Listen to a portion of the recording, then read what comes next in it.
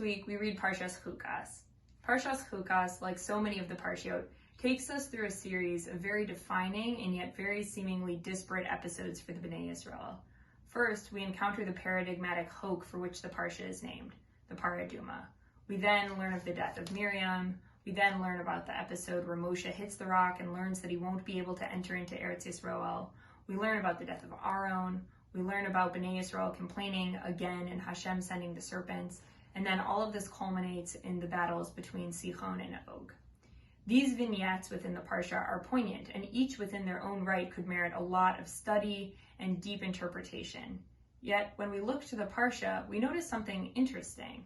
While each of these vignettes are looked at very specifically and of their own right, we also notice that Chazal do not limit themselves by viewing each episode as an isolated incident.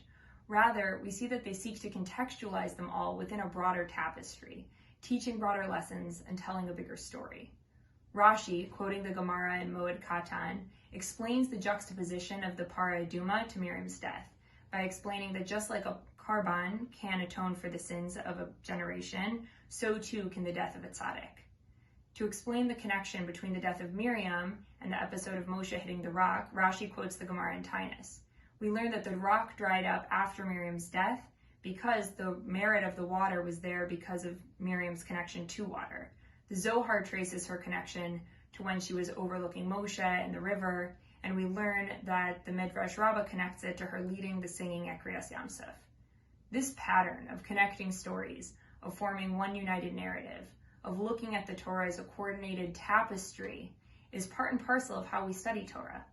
Limud Torah, engaging with the text, truly immersing ourselves in the text, isn't just seeing the connections within the Torah, but it's seeing the connections within the Torah as they relate to ourselves. And this is what we do at NCSY every day. We are connection builders. When we study Torah with our NCSYers, we aren't just looking to understand story A or concept B, but really we're looking at how the stories in the Torah connect to one another and connect with our lives. We don't just see one vignette, one story, one Jew as an isolated incident. In learning Torah with our teens, we inspire growth in our communities, in ourselves, and are constantly seeking and constantly building these connections. Wishing everyone a beautiful and connected Shabbos.